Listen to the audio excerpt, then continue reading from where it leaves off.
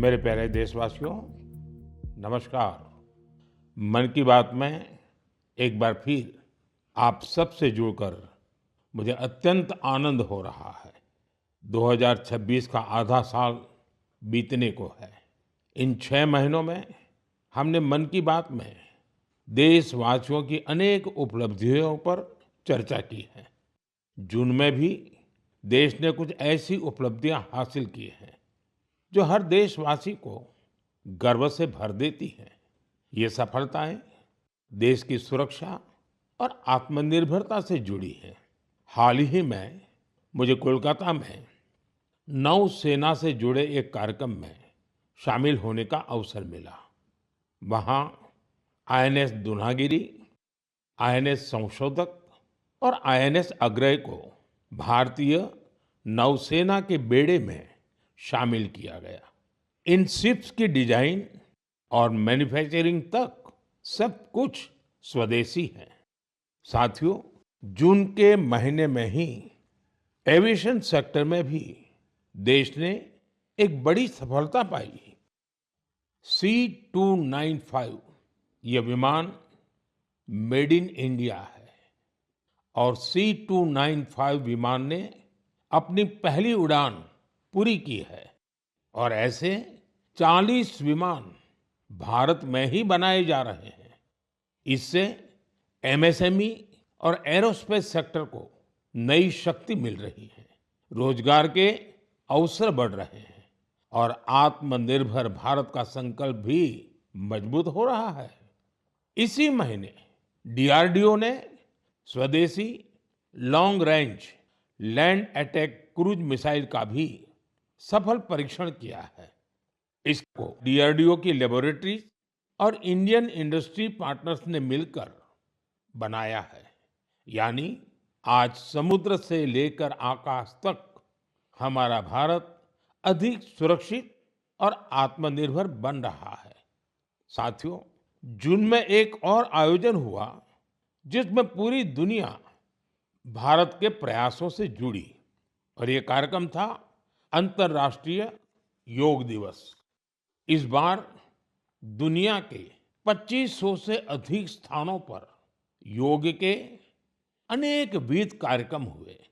हमारे देश में करोड़ों लोगों ने स्थान स्थान पर योग कार्यक्रमों में हिस्सा लिया। इस महीने अहमदाबाद में आयोजित विश्व योगासन चैंपियनशिप की भी बड़ी चर्चा हुई। इसमें भारत ने कुल 114 पदक जीते। इनमें 102 गोल्ड मेडल भी शामिल है। भारत इस चैंपियनशिप की पदक तालिका में पहले स्थान पर रहा। मैं सभी विजेता खिलाड़ियों को बहुत बहुत बधाई देता हूं। साथियों, किसी भी राष्ट्र की आत्मा उसके लोग होते हैं और जब उस देश के लोग कोई संकल्प लेते हैं तो कोई भी शक्ति उन्हें अपने लक्ष्य से डिगा नहीं पाती। राष्ट्र निर्माण में जन भागीदारी की ये ताकत भारत की बहुत बड़ी पूंजी है और इस जन भागीदारी का हम बार बार अनुभव कर रहे हैं। साथियों, पश्चिम एशिया में बनी युद्ध की स्थितियों को देखते हुए मैंने देशवासियों से कुछ आग्रह किए थे। मैंने कहा था कि जहां तक संभव हो कुछ समय के लिए गोल्ड सोना खरीदने से बचें। लोगों से कहा था कि विदेश में छुट्टियां मनाने से बचें। मैंने लोगों से कार पूलिंग को भी बढ़ावा देने की अपील की थी। मैंने किसानों से केमिकल मुक्त खेती के लिए, खेत बचाने के लिए और प्राकृतिक खाद का ज्यादा से ज्यादा इस्तेमाल का आग्रह किया था। साथियों, मैं देश के हर नागरिक का आभारी हूं कि मेरी अपील का उन्होंने न सिर्फ समर्थन किया बल्कि हर तरफ से उसमें अपना सहयोग कर रहे हैं। मुझे कई परिवारों ने संदेश भेजकर अपने अनुभव साझा किए हैं। कितने ही परिवारों ने तय किया है कि घर के विवाह में इस बार सोना नहीं खरीदेंगे। जरूरत पड़ी तो पुराने सोने को रिसाइकल करके नए गहने बना लेंगे। कितने ही लोगों ने सोशल मीडिया पर ये भी लिखा है कि कैसे उन्होंने इस बार विदेश यात्रा को टाल दिया है। साथियों, कार पुलिंग को लेकर भी लोगों ने अनेक अनुभव साझा किए हैं। जो लोग हर दिन एक ही दिशा में अपने अपने वाहनों से जाते थे, वे अब साथ जाने लगे हैं। लोग हर संभव बस और मेट्रो का उपयोग कर रहे हैं।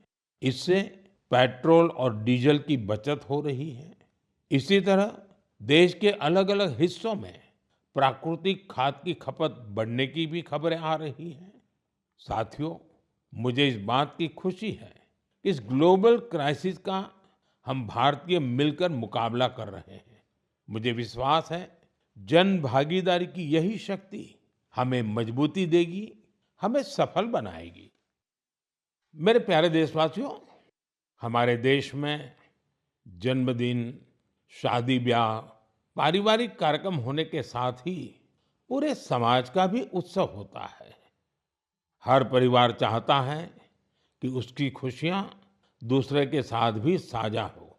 लोग मेहमानों को उपहार भी देते हैं। साथियों, महाराष्ट्र के नांदेड़ में एक परिवार ने अपनी खुशियां बांटने के लिए ऐसा काम किया है जो चर्चा का विषय बन गया है। यहाँ नांदेड़ के बहादुरपुरा गांव में पेटकर परिवार रहता है। इस परिवार ने सोचा कि अगर खुशी बांटनी ही है तो ऐसी चीज दी जाए जो मुश्किल समय में किसी परिवार का सहारा बने।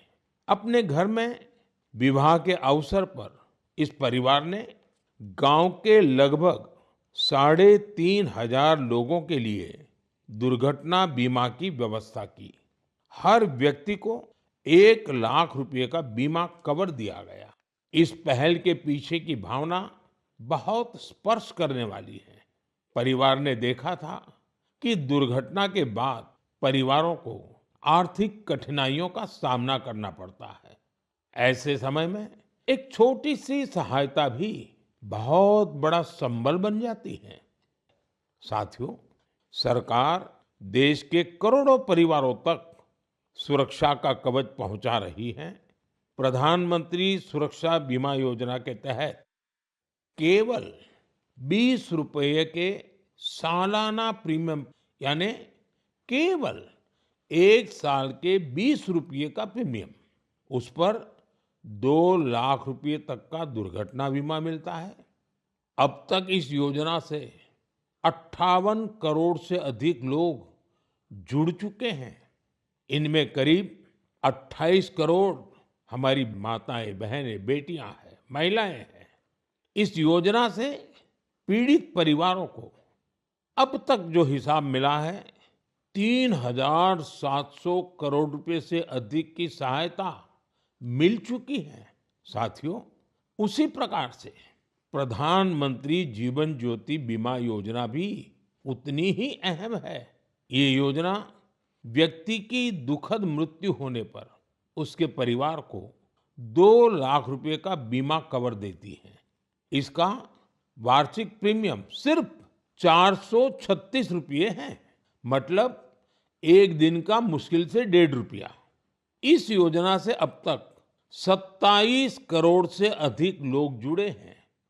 इसके तहत देश के करीब 11 लाख परिवारों को करीब 22,000 करोड़ रुपए की सहायता मिल चुकी है। ये आंकड़े बहुत बड़े हैं। इन आंकड़ों के पीछे लाखों परिवारों की अपनी अपनी कहानी है। कहीं किसी माँ को बच्चों की पढ़ाई जारी रखने में सहायता मिल गई, कहीं किसी पत्नी को घर की जिम्मेदारियां संभालने का सहारा मिल गया।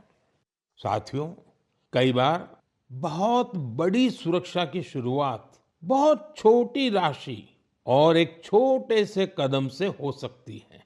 छोटा सा भी निर्णय बहुत बड़ा बदलाव करता है।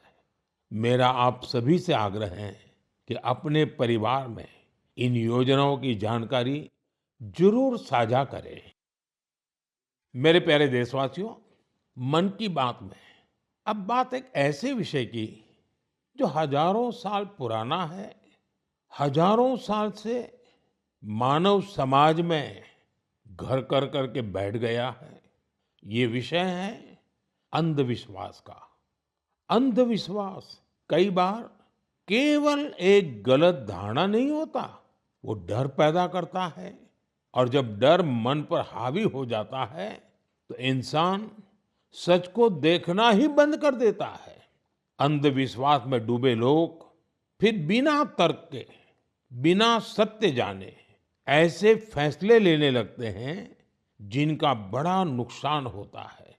वहीं समाज में ऐसे लोग भी होते हैं जो विज्ञान, अनुभव और तर्क के आधार पर उन धारणाओं को चुनौती देते हैं। अंधविश्वास से विश्वास तक की ये यात्रा आसान नहीं होती। और आज मैं ऐसी ही एक सफल यात्रा के बारे में आपको जरूर बताना चाहता हूं। साथियों, असम में एक पक्षी पाया जाता है। उस पक्षी का नाम है हरगिला। हरगिला एक दुर्लभ पक्षी है। ये प्रकृति को स्वच्छ रखने में अहम भूमिका निभाता है। लेकिन असम के कुछ इलाकों में लंबे समय तक इसे अशुभ माना जाता था। लोग इसे अपने आसपास देखना पसंद नहीं करते थे। कई बार उन पेड़ों को भी काट दिया जाता था जिन पर हर गिला के घोंसले बने होते थे।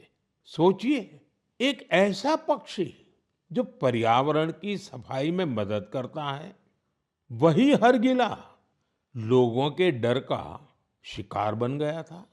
इसी दौरान जीव वैज्ञानिक पूर्णिमा देवी बर्मन ने ये सब देखा।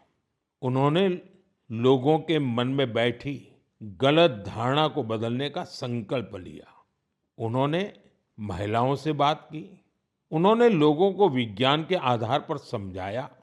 धीरे धीरे महिलाएं इस अभियान से जुड़ने लगी। फिर एक बड़ा बदलाव शुरू हुआ। जिस पक्षी को कभी अशुभ मानकर भगाया जाता था, वही गांवों की पहचान बनने लगा। हजारों ग्रामीण महिलाएं हरगिला को बचाने के लिए आगे आई। आज उन्हें हरगिला आर्मी के नाम से जाना जाता है। इन महिलाओं ने समाज के साथ संघर्ष भी किया। समाज को समझाने के लिए दिन रात काम किया और अंधविश्वास को पीछे छोड़ करके रहे। उन्होंने दिखाया है, जब सही जानकारी पहुंचाई जाती है तो वर्षों पुरानी सोच भी बदल सकती है। साथियों, मैं अक्सर कहता हूं, जो खेलता है वो खिलता है।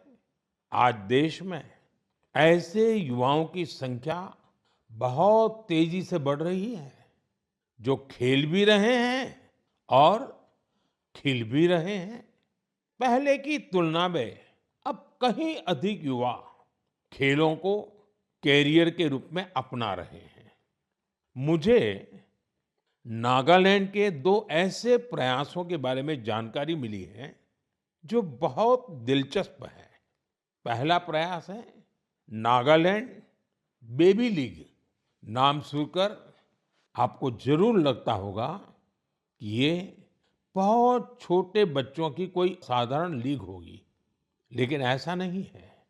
ये 5 से 10, 12 साल की आयु के छोटे छोटे बच्चे, फूल जैसे बच्चों की एक असाधारण लीग है।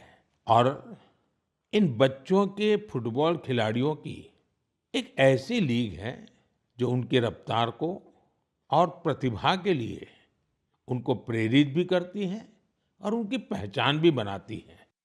इसकी शुरुआत नागालैंड के अधिक से अधिक बच्चों को फुटबॉल से जोड़ने के लिए हुई थी। 5 से 12 वर्ष तक के लड़के और लड़कियां इसमें हिस्सा ले सकते हैं। ये लीग अब अपने 3 वर्ष पूरे कर चुकी है। इस लीग का बच्चों के मन पर बहुत अच्छा प्रभाव पड़ा है। साथियों, नागालैंड में एक और अच्छा प्रयास हो रहा है। इसका नाम है नागालैंड विमेन फुटसल लीग। हो सकता है आपके लिए ये फुटसल एक नया नाम होगा। मैं आपको बताता हूँ, फुटसल को इंडोर फुटबॉल भी कहा जाता है। इसमें एक टीम में केवल 5 खिलाड़ी होते हैं। खेल का मैदान भी फुटबॉल के मैदान से बहुत छोटा होता है। इस कारण खिलाड़ियों को तेज फैसले लेने होते हैं। उन्हें अपनी टेक्निक और स्किल का बेहतर इस्तेमाल करना पड़ता है। नागालैंड की विमेन फुटसल लीग हमारी बेटियों को अपनी प्रतिभा दिखाने का अच्छा अवसर दे रही है। मैं ऐसी पहलों के लिए नागालैंड के लोगों की सराहना करता हूँ। ऐसे प्रयास देश के दूसरे हिस्सों को भी प्रेरणा देते हैं। साथियों, ये टेक्नोलॉजी का युग है। हर दिन नई रिसर्च हो रही है, नए नए एआई इनोवेशन सामने आ रहे हैं। इस दौर में एक सवाल बहुत महत्वपूर्ण है, लोगों की क्रिएटिविटी को कैसे बचाए रखा जाए। नई टेक्नोलॉजी के साथ आगे बढ़ते हुए हम अपनी जड़ों से कैसे जुड़े रहें, इन सवालों का समाधान खोजा है नालंदा विश्वविद्यालय ने। हजारों साल पुरानी हमारी नालंदा विश्वविद्यालय अब नए अवतार के रूप में भारत का भाग्य गढ़ रही है। 2 साल पहले मुझे नालंदा विश्वविद्यालय के नए परिसर के लोकार्पण का अवसर मिला था। नालंदा विश्वविद्यालय ने शास्त्रार्थ की हमारी प्राचीन परंपरा को फिर से जीवन किया है। शास्त्रार्थ केवल अपनी बात रखने का माध्यम नहीं है, ये वाद, संवाद और मंथन की एक अनुशासित प्रक्रिया है। इसमें तर्क के साथ, तथ्य के साथ अपनी बात कहना बहुत जरूरी होता है और उसमें आपकी महारत होनी चाहिए। दूसरों के विचारों को धैर्य से सुनने और समझने की सीख भी इस शास्त्रार्थ की प्रक्रिया से मिलती है। मुझे खुशी है कि नालंदा विश्वविद्यालय ने इसे अपने दीक्षांत समारोह का हिस्सा बनाया। इसमें भाग लेने वाले करीब आधे स्टूडेंट्स अन्य देशों से आए थे। एक प्राचीन परंपरा को आज के समय से जोड़ने का ये प्रयास बहुत सराहनीय है। मैं इसके लिए नालंदा विश्वविद्यालय को बहुत बहुत बधाई देता हूँ। मैं देश के दूसरे विश्वविद्यालयों से भी आग्रह करूंगा कि वे ऐसी पहल पर विचार करें। साथियों, जड़ों से जुड़े रहकर युवाओं को नई टेक्नोलॉजी के लिए तैयार करने का एक और अच्छा प्रयास हो रहा है। दिल्ली में स्थित central Sanskrit university artificial intelligence और डेटा साइंस में बीटेक प्रोग्राम शुरू करने जा रही है। ये आधुनिक टेक्नोलॉजी को भारत के पारंपरिक ज्ञान से जोड़ने की दिशा में एक महत्वपूर्ण कदम है। इससे भारतीय भाषाओं के लिए नए एआई टूल्स तैयार करने में मदद मिलेगी। हमारे प्राचीन ग्रंथों और पांडुलिपियों को डिजिटल रूप में संरक्षित करने के काम को भी नई गति मिलेगी। मैं सेंट्रल संस्कृत यूनिवर्सिटी को इस प्रयास के लिए बहुत बहुत शुभकामनाएं देता हूं। साथियों, आज भारतीय संस्कृति दुनिया के अलग अलग हिस्सों तक पहुंच रही है। हमारे गीत, संगीत और आध्यात्म को दुनिया भर के लोग जान रहे हैं और अपना रहे हैं। भारत से हजारों किलोमीटर दूर कैरिबियन सागर में डोमिनिकन रिपब्लिक नाम का एक देश है। वहाँ भारतीयों की संख्या करीब 100 है, शायद उससे भी कम होगी। इसके बावजूद भारतीय संस्कृति और आध्यात्म से जुड़ा एक बहुत अच्छा प्रयास वहाँ हो रहा है। वहाँ स्पेनिश बोलने वाले कुछ लोगों ने एक टीम बनाई है। इस टीम का नाम है ब्रह्म कमल डोमिनिकाना। टीम के सदस्य मिलकर वैदिक साहित्य का अध्ययन करते हैं। वे वैदिक मंत्रों का उच्चारण भी सीख रहे हैं। उन्हें इसकी कोई फॉर्मल ट्रेनिंग नहीं मिली है, लेकिन उन्होंने ऑडियो रिकॉर्डिंग सुनकर वैदिक मंत्रों का सही उच्चारण सीखा है। आज वे कई मंत्रों का बहुत अच्छे से जाप कर लेते हैं। इनमें पुरुष सूक्तम, श्री सूक्तम, श्री रुद्रम, दुर्गा सूक्तम और देवी महात्म्य शामिल है। भारत से इतनी दूर रहकर हमारी परंपराओं को सीखने का उनका ये प्रयास बहुत प्रेरक है।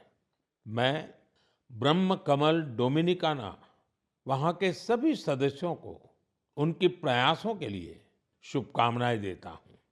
मैं ऐसे सभी लोगों की हृदय से सराहना करता हूँ जो भारतीय संस्कृति को दुनिया भर में लोकप्रिय बनाने के लिए निरंतर प्रयास कर रहे हैं। मेरे प्यारे देशवासियों, मेघालय की पहचान बादलों से है, खूबसूरत नज़ारों से है। जो मेघालय जाता है उसे वहाँ के लोगों का अपनापन भी लंबे समय तक याद रहता है। लेकिन मेघालय की एक और विशेषता है जिसकी मैं आज मन की बात में आपसे चर्चा करना चाहता हूँ। ये है मेघालय के रूट ब्रिज। रास्ता वाला रूट नहीं, जड़ों वाला रूट। इन रूट ब्रिजों की कहानी बहुत रोचक है। ये ब्रिज कुछ दिनों या कुछ वर्षों में नहीं बनते। इन्हें तैयार होने में कई दशक लगते हैं। रबर के पेड़ों की जड़ों को धीरे धीरे दिशा दी जाती है। इन जड़ों को जलधाराओं के पार ले जाया जाता है। समय के साथ वही जड़ें एक मजबूत ब्रिज का रूप ले लेती हैं। इन ब्रिजों की एक और विशेषता है, ये जीवित ब्रिज है। समय बीतने के साथ ये और मजबूत हो जाते हैं। इनमें मेघालय के लोगों की सृजनशीलता दिखाई देती है। इनके पीछे वर्षों का धैर्य और प्रकृति के प्रति गहरा सम्मान है। ये ब्रिज बताते हैं कि मनुष्य प्रकृति के साथ मिलकर कितनी अद्भुत चीजें बना सकता है। ये हमारे देश की इस धरती की धरोहर है। अब भारत ने मेघालय के रूट ब्रिजों को UNESCO world heritage site network में शामिल कराने के लिए आवेदन किया है। साथियों, क्लाइमेट चेंज के कारण इन रूट ब्रिजों के सामने कई चुनौतियां भी आती हैं। ऐसे समय में मेघालय के लोगों ने इस प्राकृतिक धरोहर के संरक्षण की जिम्मेदारी भी बखूबी निभाई है। पहले ये पता लगाना भी आसान नहीं था कि ऐसे ब्रिजों की संख्या कितनी है। स्थानीय लोगों ने खुद इनकी गिनती शुरू की। इसके बाद समुदायों ने इन ब्रिजों की देखभाल की जिम्मेदारी भी संभाली।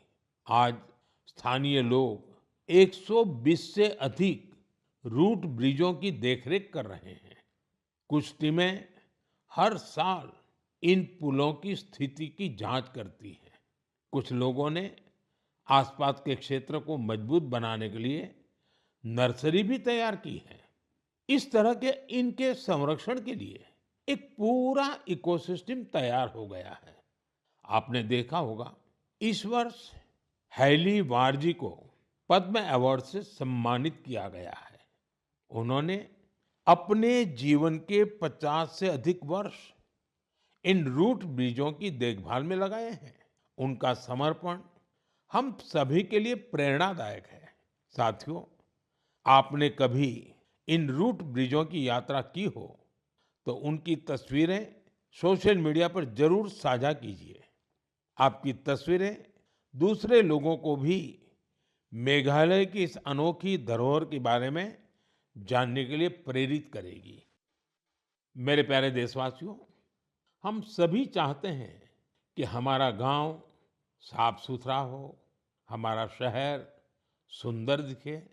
लेकिन शायद ही कभी रुककर ये सोचा जाता है कि हमारे आसपास जो कचरा जमा होता है, कौन उसे साफ करता है? ज्यादातर लोग तो यही मानकर चलते हैं कि ये किसी और की जिम्मेदारी है और वो ही सफाई करेगा।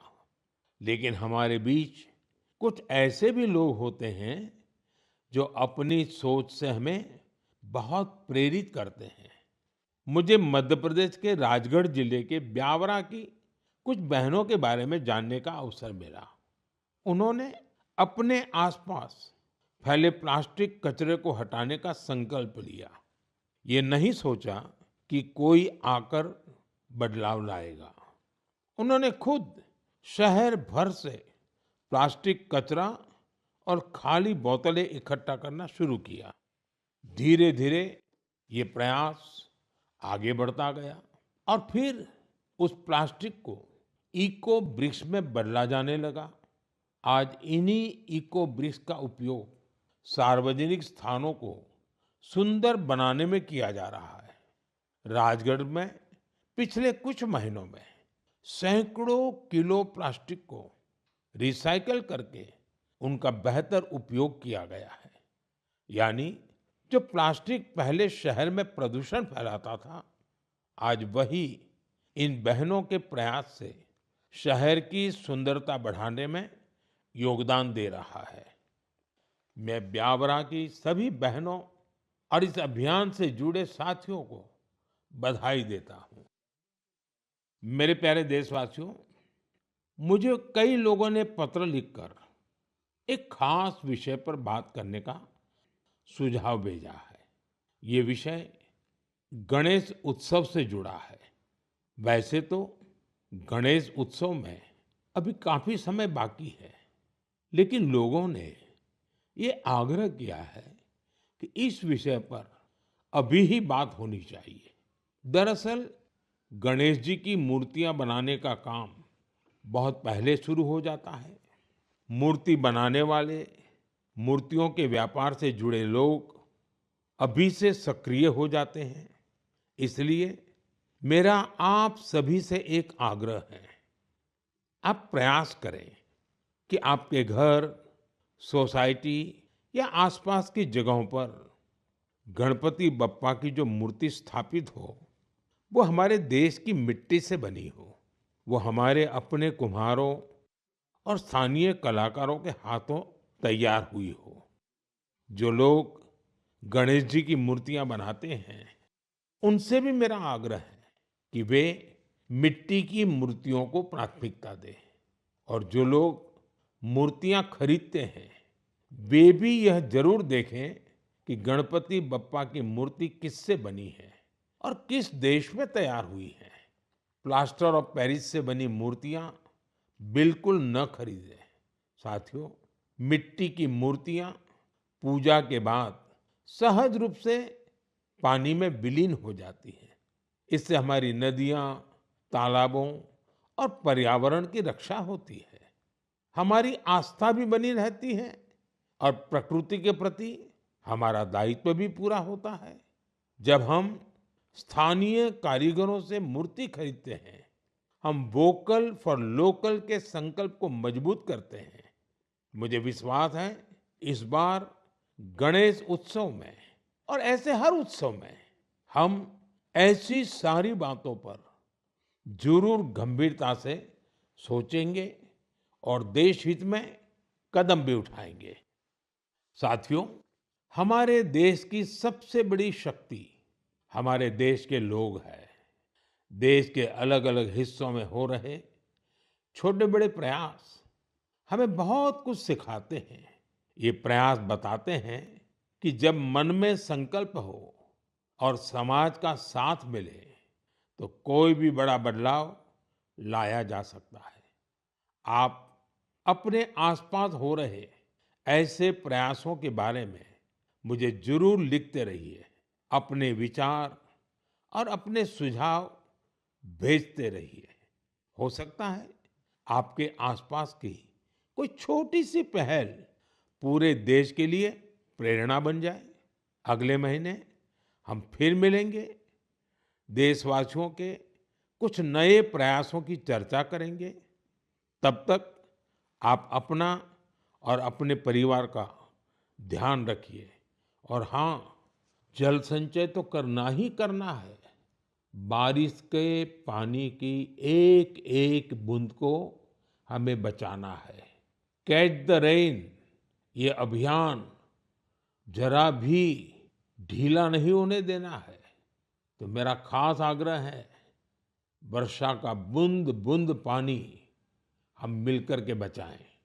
बहुत बहुत धन्यवाद। नमस्कार।